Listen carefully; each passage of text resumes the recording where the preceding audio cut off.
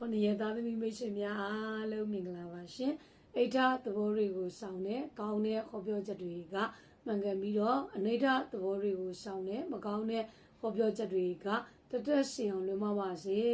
2026ခုနှစ်ဖေဖော်ဝါရီလ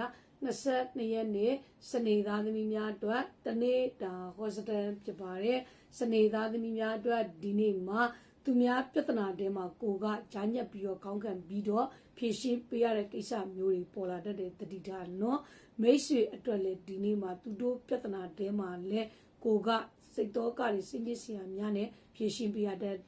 မြေကိစ္စနေရာကိစ္စအတွက်တွေလည်းမဖြစ်စလောက်ပြဿနာတည်တည်လေးကစပြီးတော့စကားများရတာဖြည့်ရှင်းရတာညင်းခုန်ရတာမျိုးတွေလည်းကြုံရတတ်တဲ့တတိထားနော်အလုံးနဲ့ပတ်သက်ပြီးတော့လည်းကောင်း